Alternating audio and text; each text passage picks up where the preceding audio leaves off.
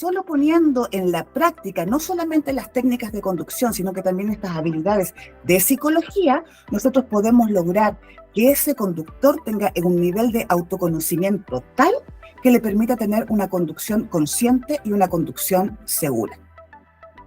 Sé que estoy muy cerca de mi hora de término, Adrián, así que me voy a apurar un poquitito, ¿bien? Dale, ningún problema, Valeria, no hay drama. Mientras tanto, si querés te leo algunos de los comentarios, sí, por favor. De acuerdo también con lo que vos venís mencionando. El tema de las escuelas, que pasa en vehículos particulares, automóviles también, pasa muchísimo eso, que la gran mayoría llega con la experiencia con un papá, una mamá, un amigo, una amiga. Están todos de acuerdo con eso también, ¿no es cierto? Bueno, saludándote de varias ciudades también, ya voy a dejar tu Instagram para que te puedan seguir. Dicen, no existe suficientes escuelas de manejo de motos. Bien, Hugo Rubén García. Así que todos, digamos, van alineados un poquito con lo que vos estás diciendo. Excelente, Valeria, lo que estás exponiendo. Así que, bueno, no te quiero interrumpir y podés continuar con la dinámica. Sí, pero cuando quieras me interrumpes para compartir esos chats porque me interesa tener esa interacción. Sé que son muchos expositores, así que voy a pasar más o menos rapidito, porque justamente en virtud de esta lámina de cómo nosotros podemos potenciar la competencia del motociclista a través del autoconocimiento, yo solamente quiero en esta charla compartir 3 tips, 3 técnicas, 3 estrategias de muchas que existen, pero que a mi juicio son las más importantes que a la hora de una conducción segura de la moto. La primera de ellas tiene que ver con la percepción del riesgo. Bien, trabajar y capacitar constantemente en relación a la percepción del riesgo. ¿Qué es la percepción del riesgo? Es la habilidad de detectar, identificar y reaccionar ante una situación de riesgo, ¿no? Y acá yo tengo un eslogan, un hashtag que es ni temeroso ni temerario. Y una conducción temerosa o una conducción temeraria va de la mano a cómo tú percibas los riesgos. Y en este sentido, los seres humanos, frente a un riesgo, tenemos, vamos a llamarlo así, 2 percepciones. Una percepción objetiva del riesgo, que es el riesgo real que existe, pero luego está cómo tú ponderas ese riesgo. ¿Ese riesgo para ti es importante y tienes que modificar tu forma de conducir? O no, ¿sabes qué? No, nunca me ha pasado nada y por lo tanto no, es un riesgo sobrevalorado, ¿no? Bueno, esa segunda forma de percibir es la que se llama la percepción subjetiva del riesgo. Por lo tanto, frente a un riesgo real, yo puedo ponerle un poquito más de ponderación a ese riesgo o bajar la ponderación de ese riesgo. ¿Y de qué depende si yo encuentro que algo es más riesgoso de lo que es y por lo tanto me lleva a tener una conducta temerosa, a una conducción temerosa, o si yo encuentro que ese riesgo no es tan importante y por lo tanto puedo atender a una conducción temeraria? Depende de varios factores. Uno de ellos es el desconocimiento o la incompetencia, y por favor tomen incompetencia como un término técnico y no denostativo, ¿no? Porque cuando nosotros tenemos desconocimiento o incompetencia, hay riesgos que, por un lado, podemos no ver, porque desconocemos que son un riesgo, por ejemplo, esta pintura que no es antideslizante, como por ejemplo, no tener una formación en psicología de la conducción, no es tan importante, y por lo tanto le bajo la percepción subjetiva de ese riesgo. O bien, puedo aumentar mi percepción de ese riesgo. Voy manejando una moto, veo una mancha de aceite y como yo no estoy preparado, esa mancha de aceite, que es un riesgo real de resbalar y caer, quizás por mi incompetencia, yo no sé cómo reaccionar, freno bruscamente la moto y eso hace que aumente mi posibilidad de resbalar y caer, ¿bien? Por lo tanto, aquí vemos un factor, desconocimiento e incompetencia, que va jugando con esto del riesgo real, riesgo percibido. Otro factor es la desensibilización por la inercia vial.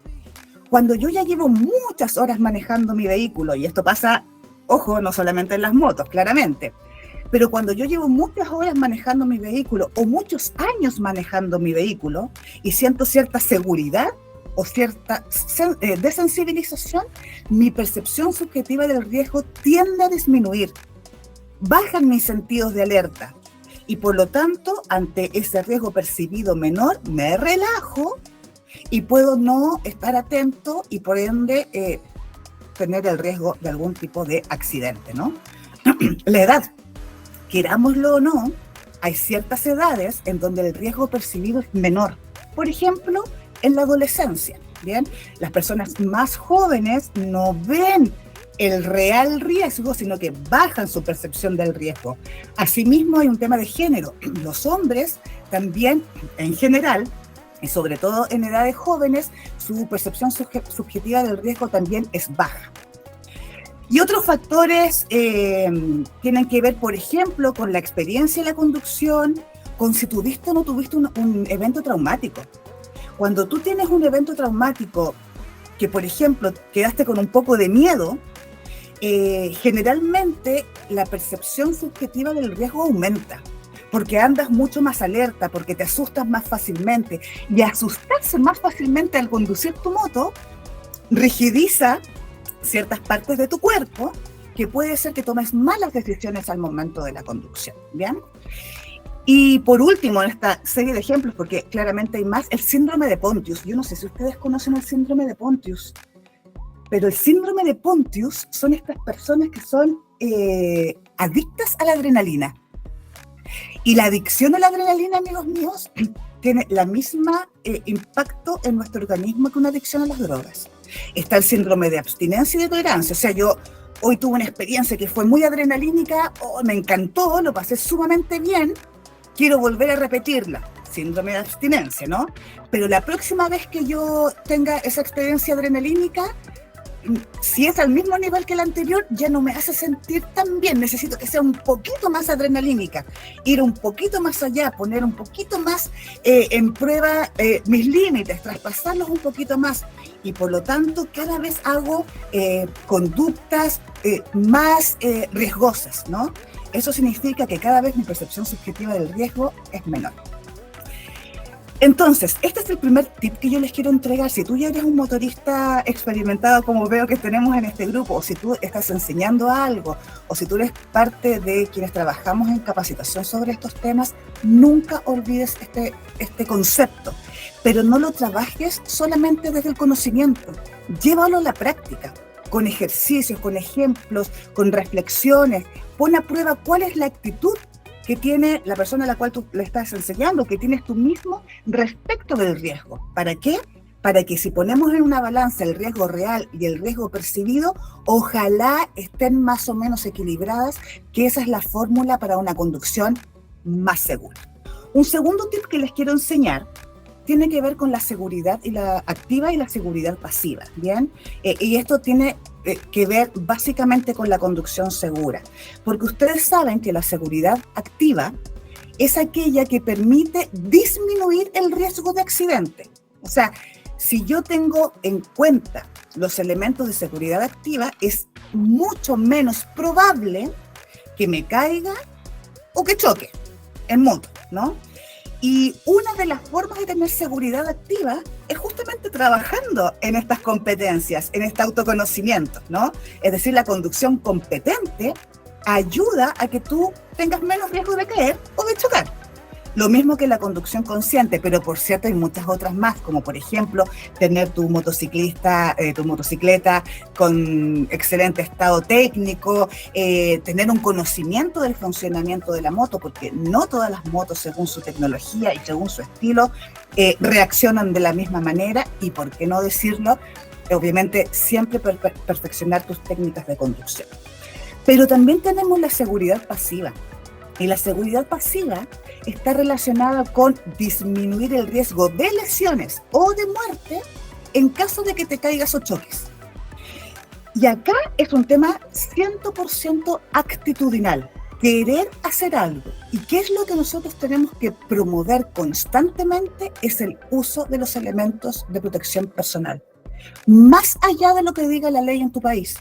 el uso de casco, de guantes, de chaqueta, ojalá con protecciones, de rodilleras y de un calzado protector.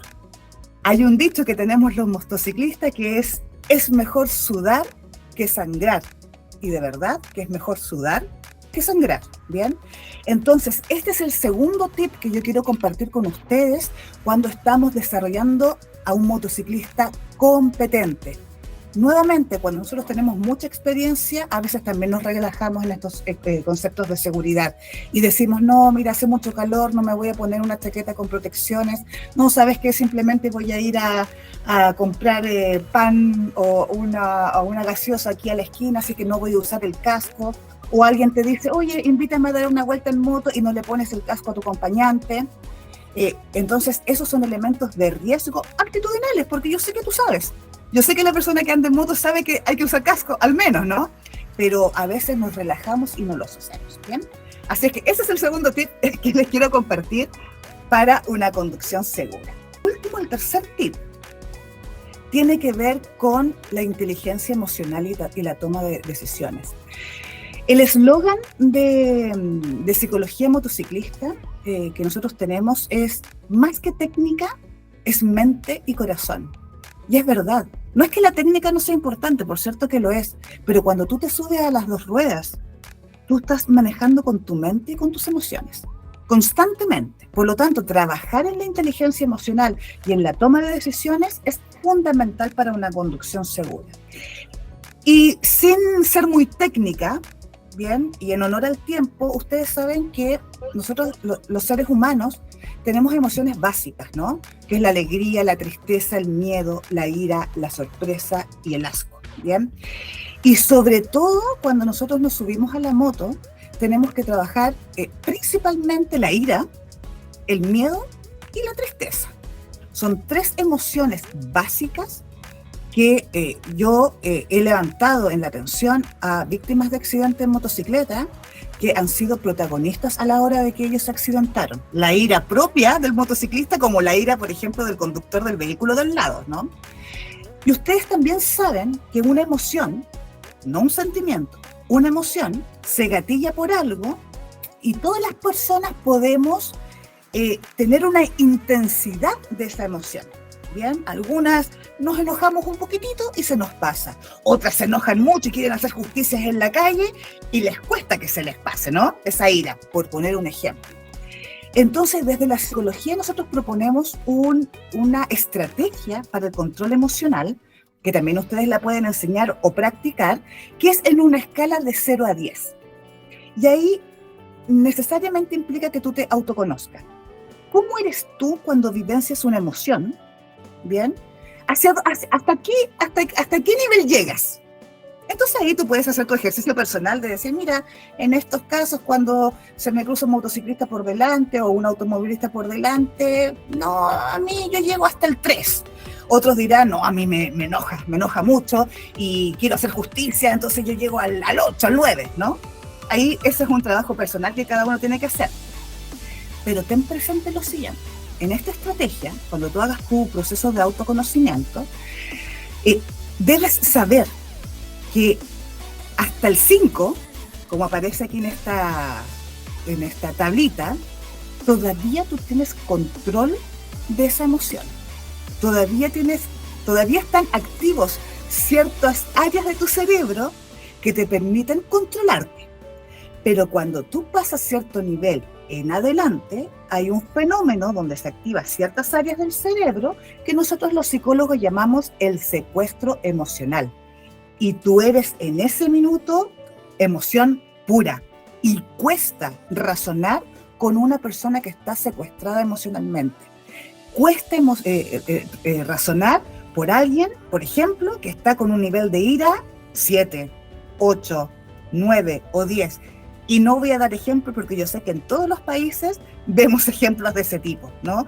Personas que salen con fierros, con palos, que se agarran a trompadas, ¿no? Porque ya están secuestrados emocionalmente. El secuestro emocional, cuando tú vas en un vehículo, sobre todo en una moto, es de alto riesgo.